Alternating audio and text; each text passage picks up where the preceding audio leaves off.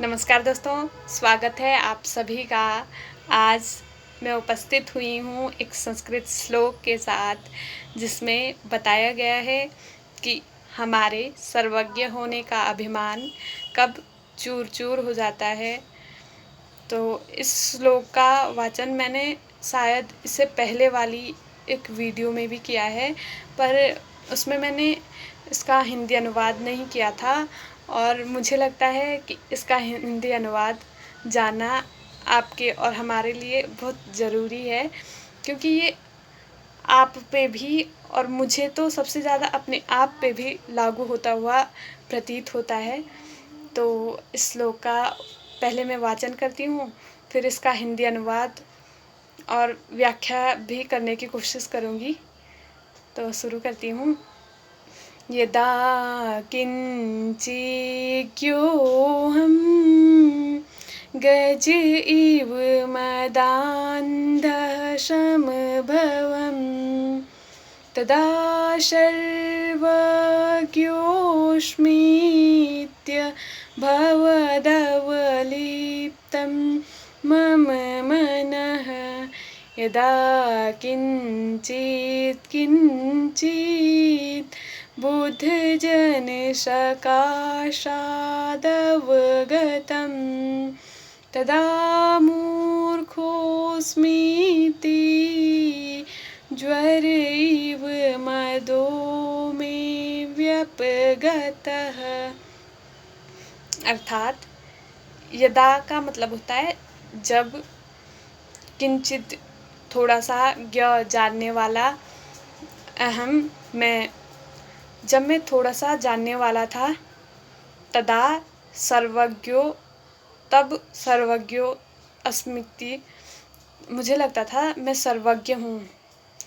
भवदलिप्तम मम मनः, इसी में मेरा मन अवलिप्त रहता था।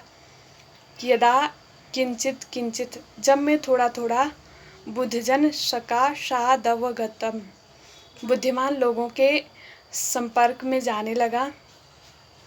तदा मूर्खोऽस्मीति, तब मुझे लगा कि मैं तो मूर्ख हूँ।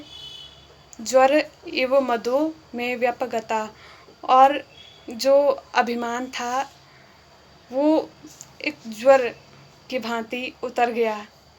तो इसका जो पूरा अनुवाद होगा, जब मैं थोड़ा थोड़ा सा जानने वाला था तो मुझे लगता था कि नहीं, मैं तो सर्वज्ञ हूँ, मुझे तो सब कुछ आता है।